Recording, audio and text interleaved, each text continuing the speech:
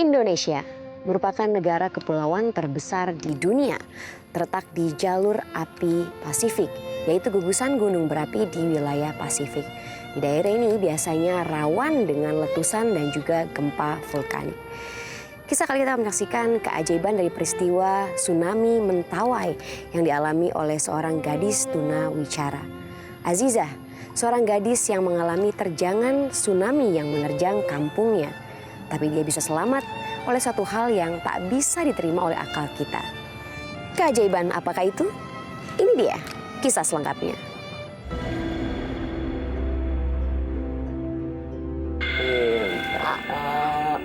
Aduh pinter anak ibu. Coba tikunya enak. Nurbaiti adalah seorang wanita setengah baya dan mempunyai satu anak perempuan yang cacat. Setelah ditinggal suaminya berlayar dan tidak kembali, Nurbaiti harus mencari nafkah demi kelangsungan hidupnya dan anaknya. Walau serba kekurangan, namun Nurbaiti tidak pernah mengeluh dan selalu bersemangat menjalani hidup.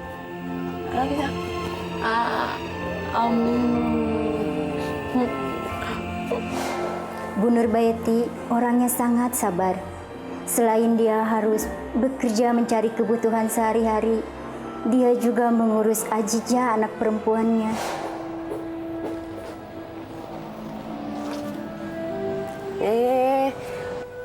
Pagi itu seperti biasa Nurbaiti harus meninggalkan Azizah anaknya. Pagi-pagi sekali ia pergi ke pelelangan ikan untuk bekerja kepada salah seorang nelayan untuk menjual ikan. Azizah hanya tersenyum melepas kepergian ibunya untuk mencari nafkah. Dadah.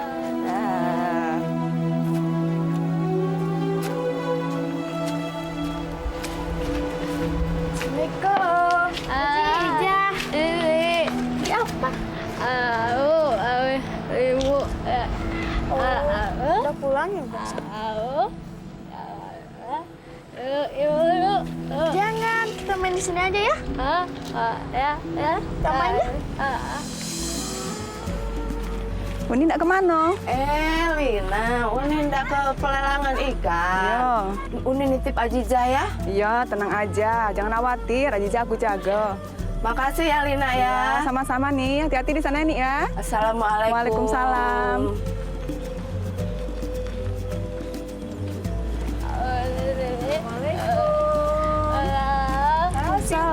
Kak lama di situ? Ya, Uni. Gimana, sehat? Alhamdulillah, Uni. Terima kasih sudah temani Ajizah. Ya, Uni. Yuk. Kamu sayang. Sehat? Sehat. Terima kasih ya sudah temani Ajizah ya. Yo, saya pulang dulu ya, Uni. Ya, terima kasih Siti. Assalamualaikum. Bu Nurbaiti orangnya sangat rajin. Setiap pagi dia harus pergi ke pelelangan untuk bekerja. Padahal itu adalah pekerjaan para laki-laki. Tapi Bu Nurbaiti tidak pernah mengenal lelah demi kebutuhan anaknya itu. Assalamualaikum Uni. Salam. Uni maaf, aku terlambat. Ya, kenapa nggak apa-apa? Iya, makasih Uni. Ya.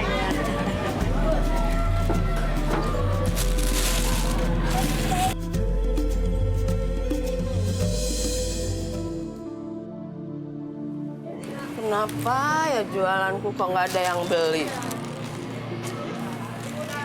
Di pelelangan, tampak lapak ikan milik Nurbaiti sepi dari pembeli. Nurbaiti berusaha menawarkan ikan dagangannya kepada semua orang yang melewati lapaknya. Tapi tak satu pun pembeli yang menghampiri lapaknya tersebut. Gimana aku bisa ngasih Ajijah?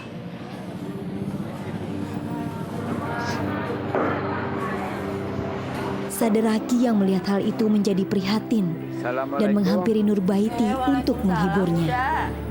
Kelihatan dari tadi nggak ada yang beli ya nih. Iya nih udah daganganku belum ada yang laku. Ya sabarlah nih, hari ini nggak ada yang beli.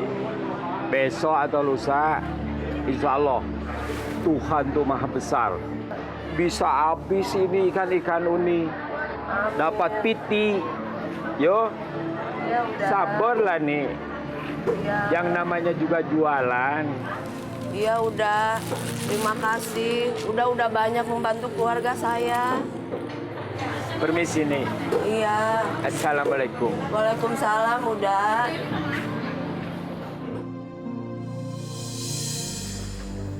Bagaimana nih jualan ikannya tadi di pasar? Ya udah. Hari ini jualan Uni nggak laku. Uni nggak dapet apa-apa udah. Iya, udah juga lihat. Tadi Uni jualan ikannya, nggak ada yang beli. Begini nih, udah ada piti sedikit buat Uni. Terimalah nih ini. Enggak, jangan, udah jangan.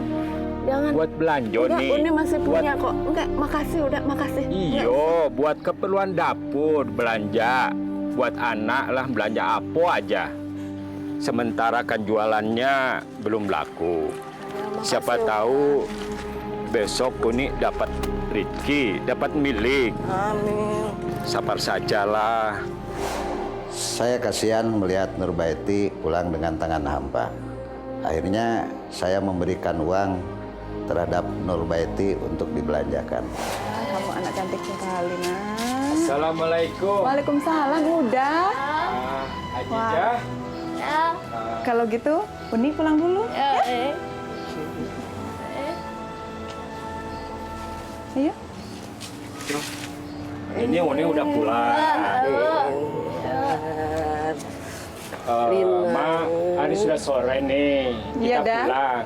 Aziza, Uni pulang dulu.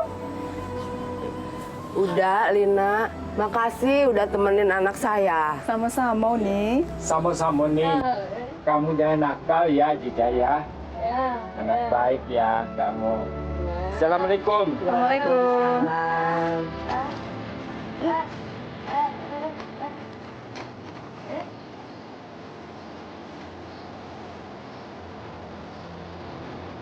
Gue duduk sini ya.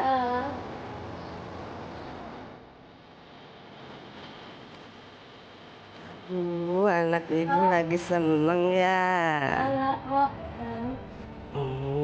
Liatin. Ibu bawain makan yang enak.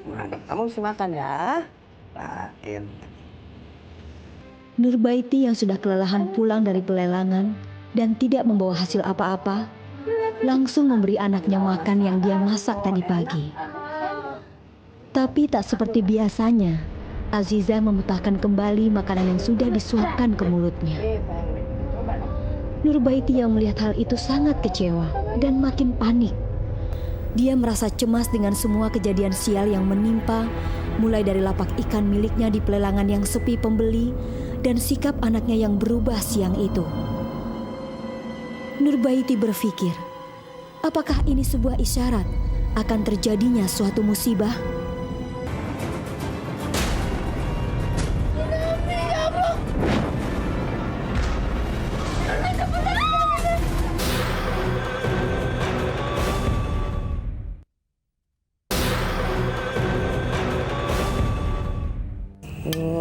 Anak pinter.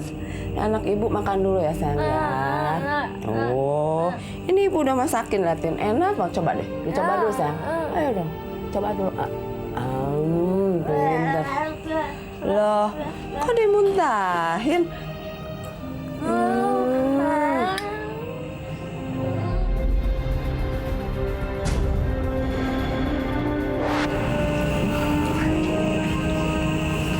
Kenapa ya kok dia nggak mau makan?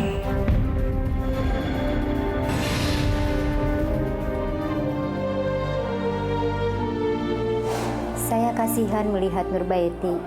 Walaupun Ajijah berkali-kali menolak makan, tapi dia sabar menyuapi anaknya itu.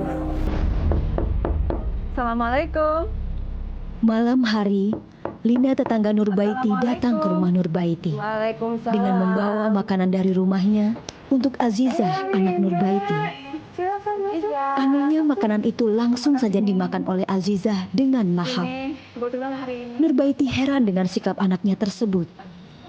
Padahal dari tadi siang Aziza sulit sekali diberi makan. Aziza, ada makanan untuk kamu? Ayo dimakan.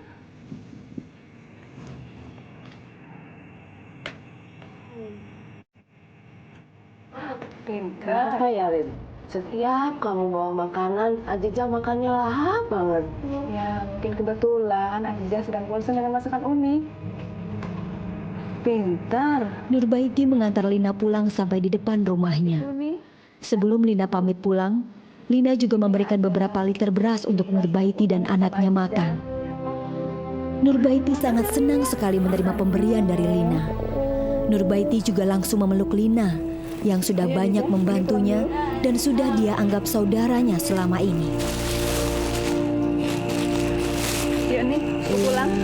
Assalamualaikum. Waalaikumsalam. Kenapa, Nak? Gerah. Ya. Dan sekarang bobo aja. Nggak boleh buka baju, ntar kamu sakit. Ya. Di sini aja bobo sama ibu ya, Nak ya, sayang ya. Ini udah malam. Mau keluar? Jangan sayang, ini udah malam. Kita bobo. Iya, besok kita keluar ya. Sekarang bobo lagi ya sayang ya. Iya. Sekarang bobo dulu ya. Sekarang udah malam ya. Suasana perkampungan dan pedesaan di Mentawai yang tenang di malam hari tiba-tiba saja dikagetkan dengan kejadian gempa bumi yang berkekuatan 7,7 skala Richter. Gempa yang cukup hebat juga dirasakan oleh Nurbaiti dan Azizah dari dalam rumahnya.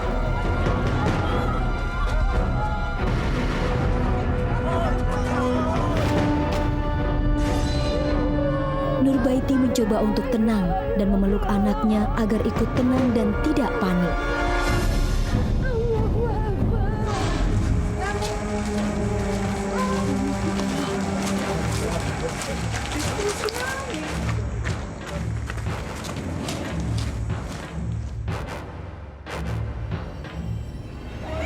Tsunami pun terjadi setinggi 3-10 meter dan setidaknya menghilangkan 77 desa di Kepulauan Mentawai. Di mana Aziza? Jangan mikirin. Aziza, urus kita. Ayo.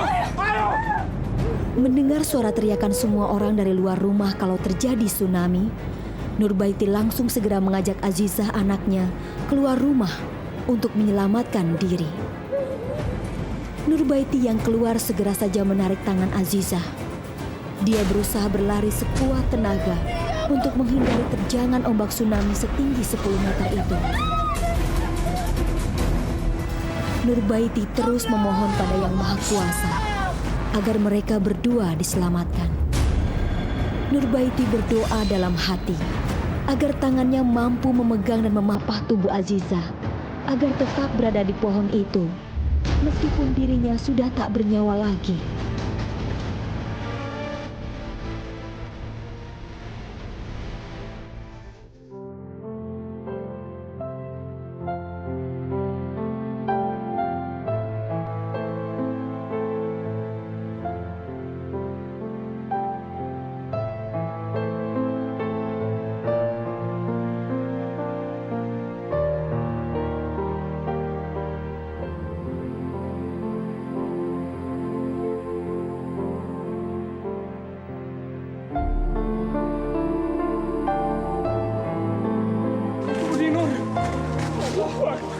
Tuhan punya rencana dan manusia menerima takdir atas kehendaknya. Azizah selamat di pelukan ibunya yang memeluk batang pohon kelapa. Semua yang mengevakuasi Azizah berdecap kagum dan mengakui kekuasaan Tuhan.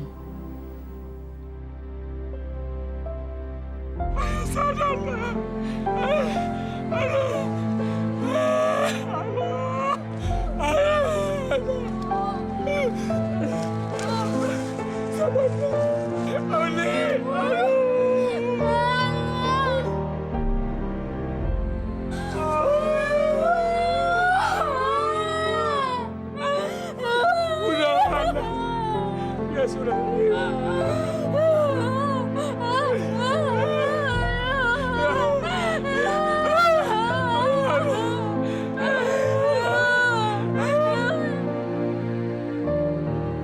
masih baik sama Ajijah, sehingga dia masih diberi mujizat oleh Tuhan.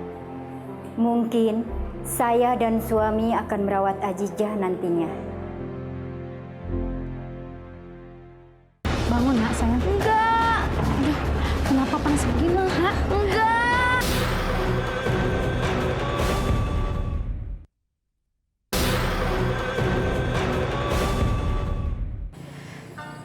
Negeri 1000 pulau ini memang sangat menarik untuk dinikmati keindahan panoramanya. Pantainya, pegunungannya, bahkan sungainya yang mengalir dari hulu ke hilir berkelok-kelok bagaikan ular raksasa. Tapi ternyata di balik keindahan itu terdapat bencana yang mengintai kapan saja. Seperti yang terjadi di Karawang. Banjir bandang melanda sebuah kampung dan menerjang hampir 15 rumah warga. Dini dan Juki salah satu korbannya bahkan kehilangan anak kesayangannya. Tapi ternyata putri tercintanya ditemukan selamat. Sungguh kisah yang sangat ajaib. Anda penasaran? Ini dia kisahnya.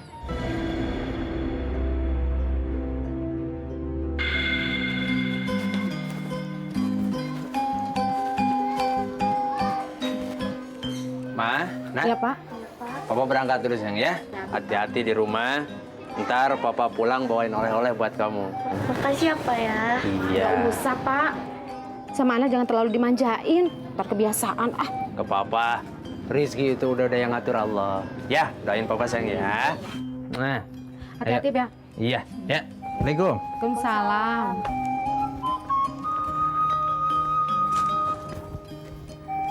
Kang Juki itu orangnya baik, sayang sekali sama Titik. Kalau tidak saya ingatkan bisa lupa waktu jika sedang bermain bersama Titik.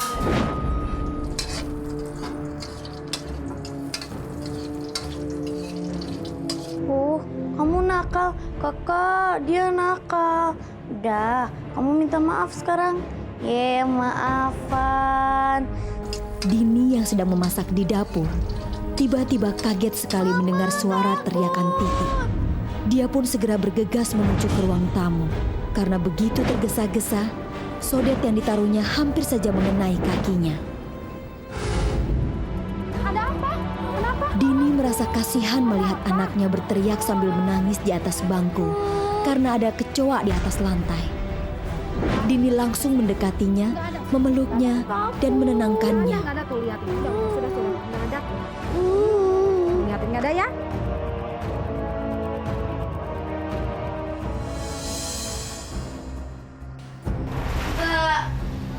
Enggak. Takut. Nak, Takut. nak, bangun nak sayang. Enggak. Aduh, kenapa panas begini nak? Enggak. Nak, bangun nak. Takut. Enggak. Enggak. Takut. Bangun sayang. Nak, bangun sayang. Minum obat dulu ya sayang ya. Bangun sayang. Kenapa? Minum obat dulu ya. Badan kamu panas. Ya Allah. Minum dulu sayang. Kenapa sayang? Minum obat.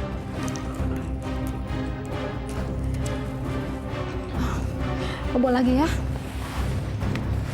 Ya sayang, bobo lagi. Ya Allah, kenapa jadi begini? Cepat sembuh ya nak. Kenapa tiba-tiba kamu panas begini ya? Waktu suhu badan Titik tinggi, saya cemas sekali. Karena tak biasanya badan Titik panas, dia menangis terus. Karena memang anaknya nggak cengeng. Juki yang baru saja tiba di rumah langsung bergegas masuk ke dalam rumah. Saking terburu-burunya, mereka bertabrakan di mulut pintu. Juki menjadi kesal dan marah pada Dini yang dianggapnya tak hati-hati dan tak bisa menjaga anak. Sampai kedengeran keluar nangisnya gimana sih? Jaga dong anak kita yang benar. Dini jadi berpikir demi melihat rangkaian nasib buruk yang dialaminya hari ini. Apakah ini sebuah firasat buruk pada dirinya? Tetaplah di Miracle.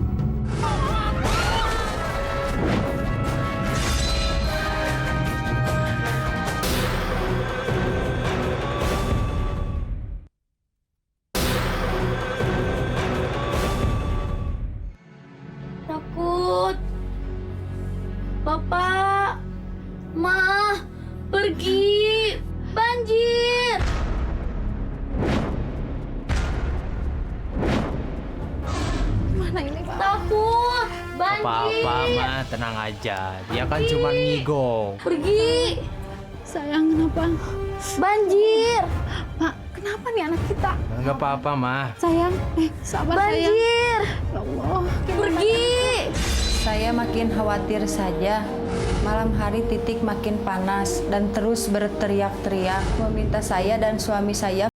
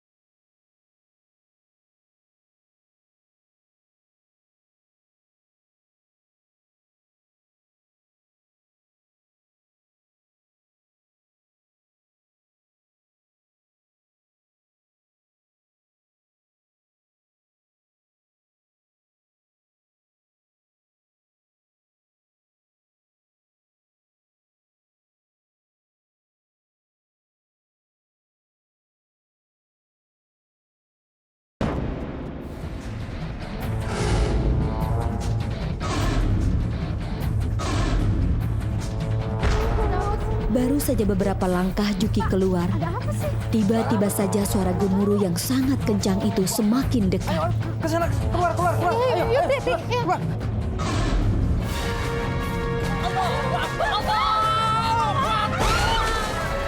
Rupanya suara gemuruh itu berasal dari ribuan ton debit air banjir bandang yang menghantam kampung mereka. Juki berteriak keras dan berusaha menangkap anak dan istrinya yang langsung digerus oleh dahsyat ombak banjir bandang itu. Juki terus memohon pada Yang Kuasa agar dirinya diberi kekuatan. Namun Tuhan punya kehendak lain. Tenaga Juki makin melemah dan pada suatu hentakan arus banjir bandang, pegangan Juki pada anak dan istrinya pun terlepas.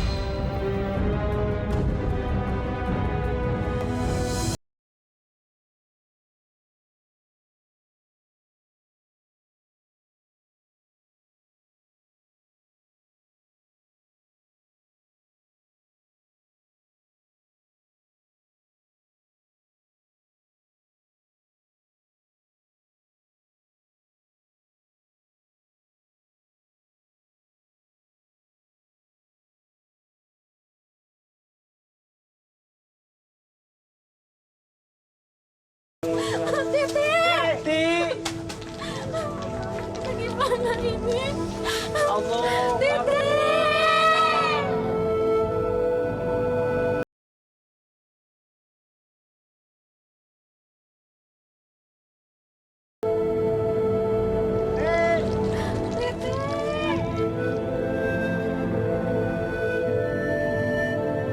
Titik yang lemah tak berdaya. Tubuh kecilnya terseret ke sisi atap rumah warga dan kaos yang dikenakannya tersangkut paku yang ada di dinding rumah itu. Hingga dirinya tak tenggelam dan terbawa arus banjir bandang itu lagi.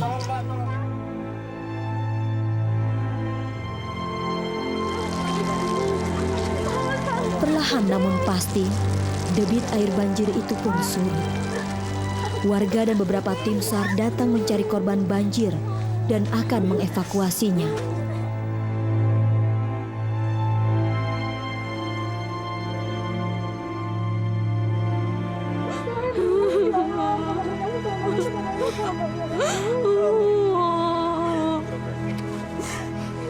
Alhamdulillah.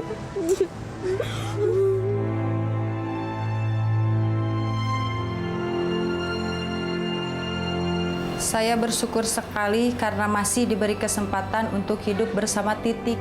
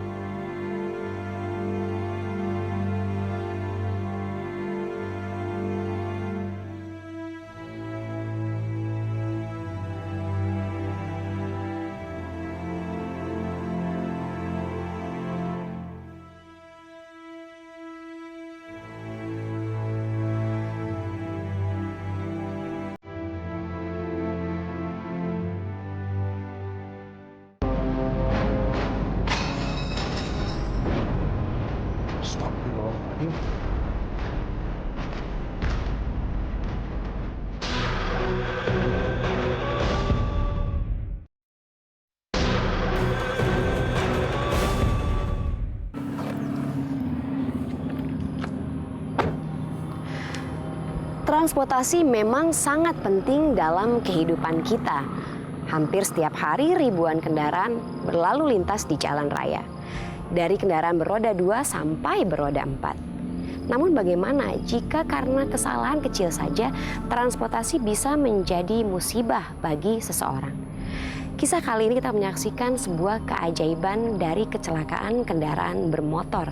Seorang anak bisa selamat dari kecelakaan itu, sementara orang tuanya tewas seketika. Sungguh kisah yang sangat ajaib. Anda penasaran? Ini dia kisahnya.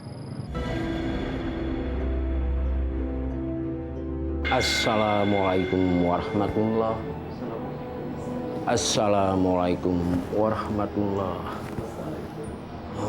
Bismillahirrahmanirrahim. Alhamdulillahirabbil alamin. Maliki yaumiddin. Iyyaka na'budu wa iyyaka nasta'in.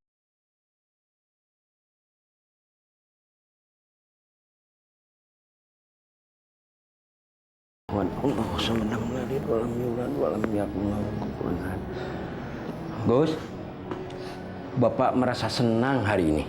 Hari itu Isman kelihatan senang sekali karena Agus anak sulungnya bisa berkumpul di rumah setelah mendapat izin berlibur dari pesantren tempat anaknya melaksanakan pendidikan. 3 hari, Pak. Jadi Agus bisa datang ke sini. Alhamdulillah. Ya nanti kalau Bapak ke pasar ikut.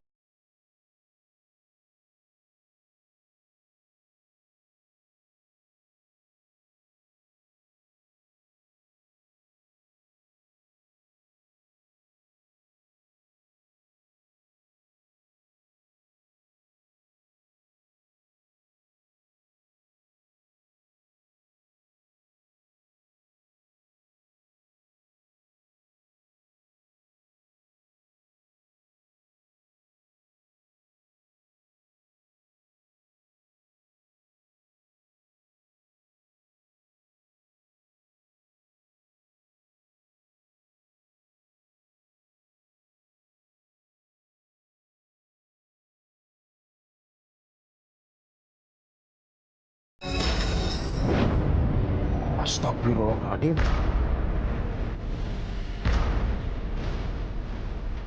Astagfirullahaladzim. Bu! Bu, kenapa, Bu? Ada apa, Bu?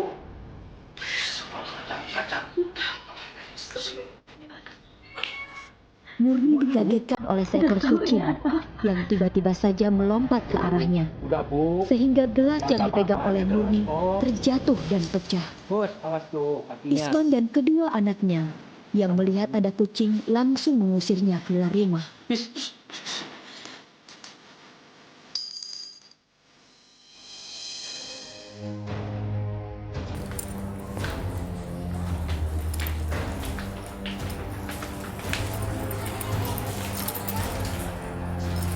Bu, Bapak pergi dulu, doain. Mudah-mudahan hari ini lebih baik dari kemarin. Insya Allah Ibu doain. Agus pergi dulu, Gus. Iya, hati-hati di jalan ya, Nak. Hati-hati. Pak, biar sama Agus aja deh. Ya, biarin sama bapak aja. Ayo. Benar. Coba di belakang.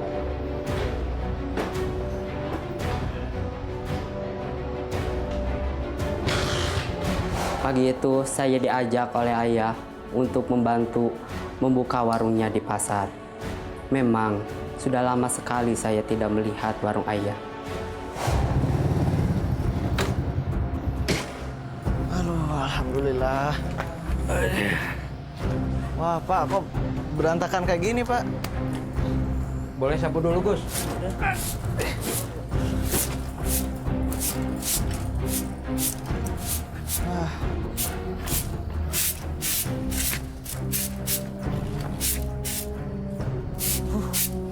Gus, kuncinya mana? Agus heran dengan ayahnya yang tiba-tiba mendadak menjadi pelupa. Belum lagi dengan kejadian ibunya pagi tadi di dapur. Agus merasakan sepertinya akan terjadi sesuatu. Apakah ini sebuah pertanda akan datangnya musibah?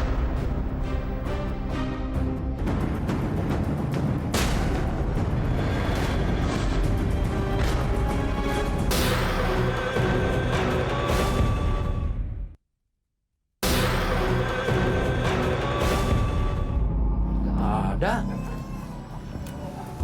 Agus juga nggak ada, Pak. Mungkin tertinggal. Di rumah? Ambil di atas TV. Tanyain aja ke ibu. Di atas TV. Kalau nggak salah. Ya? Ya. Setelah sampai di pasar, Isman mulai membersihkan toko miliknya. Hati-hati. Sementara itu, Agus disuruh kembali pulang untuk mengambil kunci toko pada ibunya di rumah. Dek, ibu mana, Dek? Assalamualaikum, Bu. Bu. Ada apa, Gus? Bu, kunci toko Bapak ketinggalan.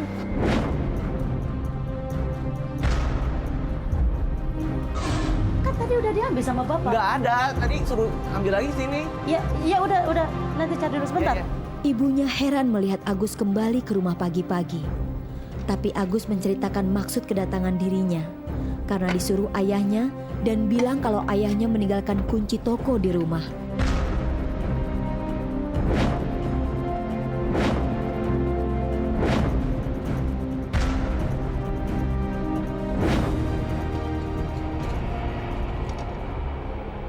Tapi ketika dicari oleh Murni, tidak menemukan kunci itu di dalam rumah.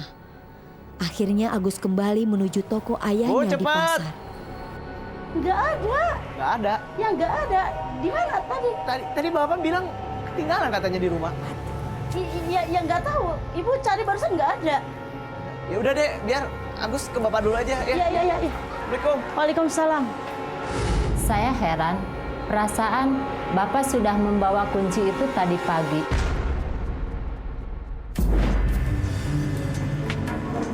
Ada. Mana kuncinya? Nggak ada di rumah, Pak. Aduh, bingung, Bapak juga nggak ada di sini, aneh.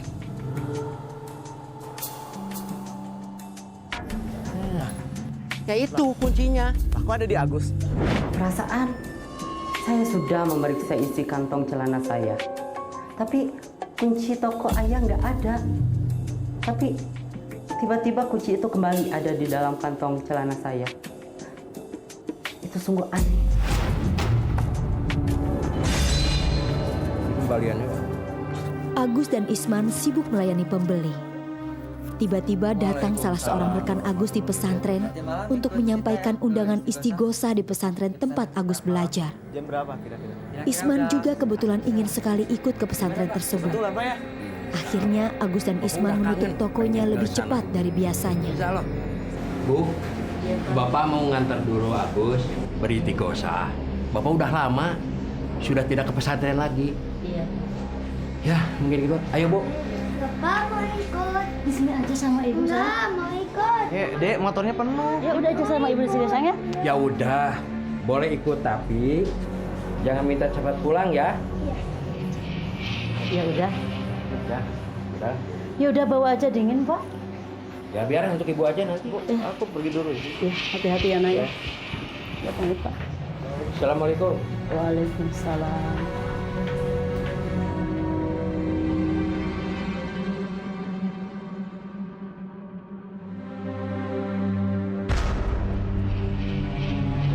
Saya takut sekali waktu melihat suami saya dan anak saya pergi ke pesantren. Tapi saya berusaha untuk tetap tenang. Dan saya yakin anak saya tidak melakukan kecerobohan. Pak, Ustadz Iqbal sangat bagus sekali itu ceramahnya. Betul Pak, betul Pak. Mestinya harus dirutinkan. Pak, cepat Pak, udah malam. Sampai di pesantren dan setelah melaksanakan istighosah, tampak Rahman anak bungsunya Isman mulai tidak betah dan merengek meminta pulang. Isman pun langsung berpamitan pulang dengan teman-temannya dan segera menuju ke parkiran.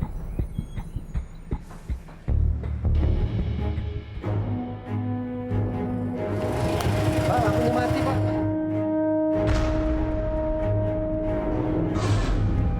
Naik angkot aja Pak. Dekat kok rumahnya. Silakan Pak. Motornya udah tua. Pak, jangan ngebut Pak.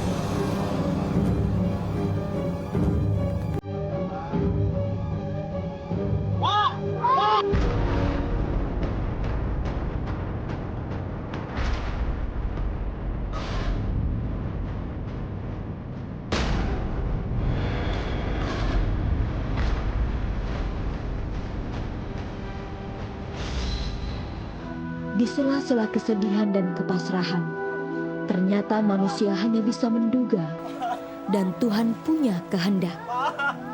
Musibah ada di tangan Tuhan dan hanya Tuhanlah yang tahu rahasia tersebut.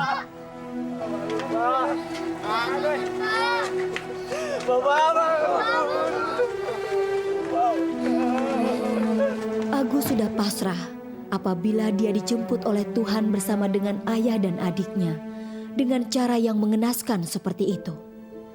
Sementara itu Rahman masih terus menangis memanggil ayah dan kakaknya. Saya sangat sedih mendengar berita soal kecelakaan tersebut.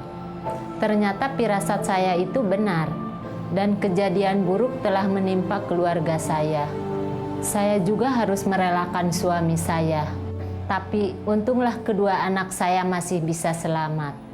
Walaupun saya kehilangan ayah saya, tapi saya masih bisa bersyukur karena saya dan adik saya masih bisa hidup. Ini sungguh mujizat dari Tuhan. Peristiwa demi peristiwa ajaib telah terjadi. Apakah Anda percaya? Apakah kita akan mengalami hal yang sama ketika kita berada dalam musibah? Semua itu tergantung pada diri kita dan tentunya Yang Maha Kuasa. Karena kita yakin Tuhan tidak akan tinggal diam melihat kita dalam kesulitan. Keajaiban apalagi yang akan kita saksikan di episode selanjutnya?